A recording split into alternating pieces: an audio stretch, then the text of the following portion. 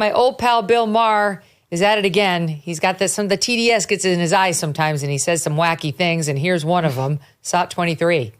I don't know if I was the first one to use the phrase slow-moving coup. If there was a slow-moving coup, let me just describe some of the steps, and you tell me if I'm being paranoid. First, create a masked police force. Normalize snatching people off the street. Normalize seeing the National Guard and the military. Have other states start sending their troops. So you have in the Capitol a sort of permanent police presence.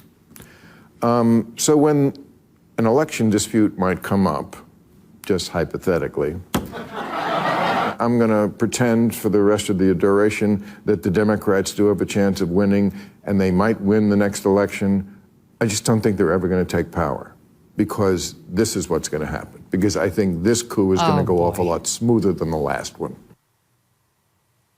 Oh, so you see, Trump's not going to leave office. And that's why he's bringing troops into D.C. so they can be permanently stationed there, so they can make sure he stays in office for a third term, even though it's unconstitutional. And the masked police, meaning the ICE agents whose homes are being doxxed, whose children are being harassed, they don't want to be doxxed by these illegals and the activists really around the illegals who are doing it. That's why the ICE agents are wearing the masks. That's been pretty clear. People have talked about that from ICE. The troops in D.C., again, we've gone over that here. Federalized forces setting up a permanent security state. Okay, by the way, was there anything close to the current, is the current so-called security state anywhere close to what the Dems had after J6 for months on end in D.C.? Like, nobody complained about that. It was like an insurrection that was like 2 hours long, but we had to have D.C. armed guards all over the city for months on end, Emily. It's just crazy talk.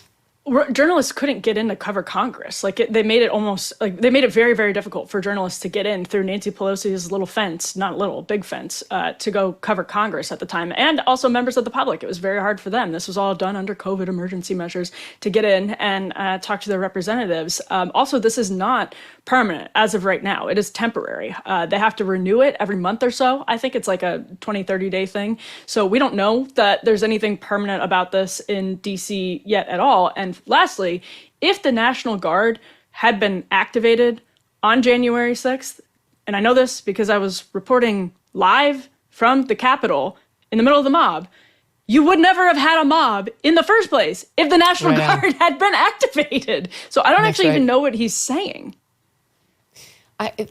Some leftists really cannot get over their belief that Trump is a fascist and that every move he's making is not because he genuinely wants to lower the murder rate in Washington, D.C., but there has to be some ulterior, very dark motive.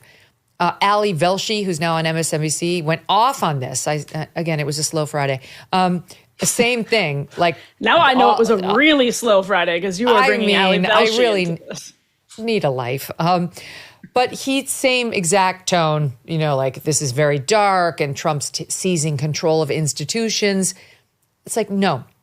What's happening is you people had control of every institution, from the universities to the Kennedy Center to big business on down. And Trump is bit by bit taking on these institutions to say, what you're doing with respect to skin color-based hirings is illegal. You must stop it. What you're doing over here with anti-Semitism running rampant and the open harassment of Jews actually happens to be illegal. What you're doing over here in your hiring practices, you can't do that anymore. The Smithsonian needs an overhaul. Yes, it does, because we're obsessed with slavery. The Kennedy Center only rewarded leftist artists who were woke. We're not doing that anymore.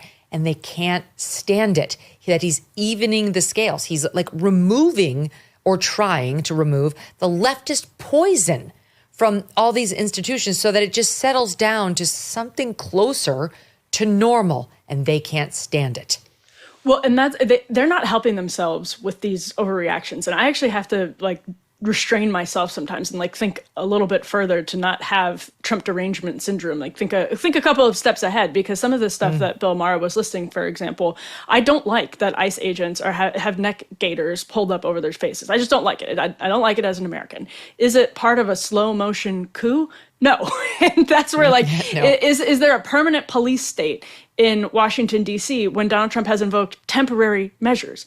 No. And so sometimes it's just, because Trump's opponents overreact, we end up getting two choices. You end up with insurance policy Peter Strzok FBI, or then Donald Trump putting Matt Gaetz in charge of the Justice Department. Oh boy. And so instead of, which was the first pick, obviously, so instead of just taking a breath and having a rational, reasoned, democratic, center-left response, you end up with insanity. And it's like we can't have a normal conversation because of it. Bill Maher had on Andrew Huberman of Huberman Labs, and he's like a health expert. And he gave one tip saying if you can't fall asleep, like if you wake up in the middle of the night and you can't fall back to sleep, to take deep breaths and to close your eyes and to move your eyes left and right. That is hard. This literally happened to me last night. It happens a lot. Me too. Oh my gosh. I saw that clip go viral. I did the same thing. I'm like, it doesn't. Try it. Close your eyes and try to move your eyes left to right. It's like you're not sure if they're moving. Are they moving? I don't know if they're moving. I can't really tell. I don't feel them actively moving. It's very hard, and I got to be honest, it did not put me back to sleep. What will the effect of the sparring between President Trump and the Federal Reserve be? Can the Fed take the right action at the right time, or are we going to be looking at a potential economic slowdown? And what does this mean for your savings? Consider diversifying with gold through Birch Gold Group. For decades, gold has been viewed as a safe haven in times of economic stagnation, global uncertainty, and high inflation. And Birch Gold makes it incredibly easy for you to diversify some of your savings into gold. If you have an IRA or an old 401k, you can convert that into a tax-sheltered IRA in physical gold, or just buy some gold to keep in your safe. First, get educated. Birch Gold will send you a free info kit on gold. Just text MK to the number 989898. Again, text MK to 989898 and consider diversifying a portion of your savings into gold. So if the Fed cannot stay ahead of the curve for the country, at least you can stay ahead for yourself.